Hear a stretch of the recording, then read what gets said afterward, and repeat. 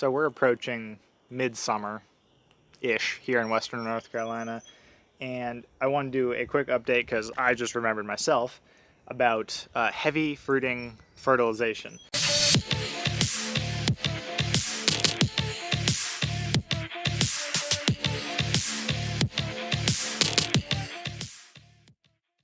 So we have, if you can see, some tomatoes at the base there, and they're just barely starting to ripen.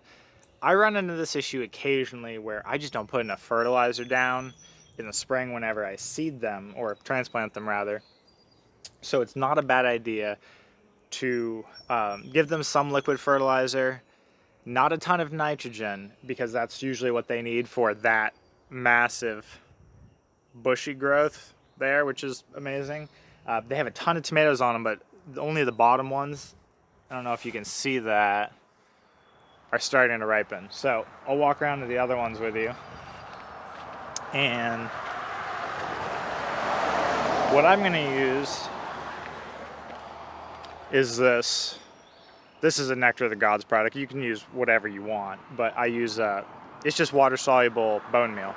So the fertilizer we put down in the spring is 5-3-3, and that's nitrogen, phosphorus, potassium, and that's got some bone meal in it, but bone meal takes a while to absorb in granular form. So I want to make sure that all our heavy fruiting stuff, like our cucumbers here, and a lot of our butternut squash. I don't know if I've ever shown you butternut. Also, this is Prince. I'm sure you've heard him in some of the videos. He says hi. The butternut squash, which I haven't done a video on yet, will benefit from this greatly. Fruiting production, so heavy fruit, is mostly phosphorus, and the seed production is potassium. Everything is everything. So nitrogen, phosphorus, potassium is used in everything, but fruit is predominantly phosphorus. So this is 060, and I'm gonna do, this is 1 to 2 tablespoons per gallon of water in late vegetative growth. So this is late vegetative growth where most of the energy is being pumped into the fruit just to help things ripen, and it does give it a little more sugary content. But got a ton of butternut there. The squash will also appreciate that, and our peppers will as well. Peppers never get the attention they deserve, but they are going bananas behind me. So we got basil in the front and peppers right behind them, right here. All that. So we're gonna do that, and when you do that, try to do on a not rainy day.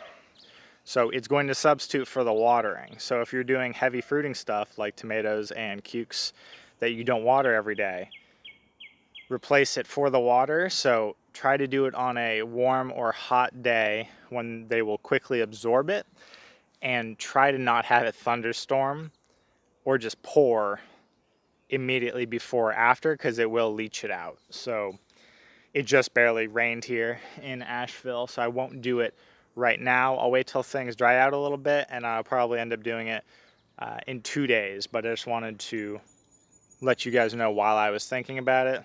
Mid-season fertilization, you can do some nitrogen as well. So some people will do like a 2-6-2 or something like that. You can do that, but I did apply a good amount of nitrogen in the spring, so I'm not worried about that, and I might do a top dress of another 5-3 or something, but hard to overdo phosphorus since the heavy fruiting stuff just absorbs it extremely quickly. And we'll check in with another update soon.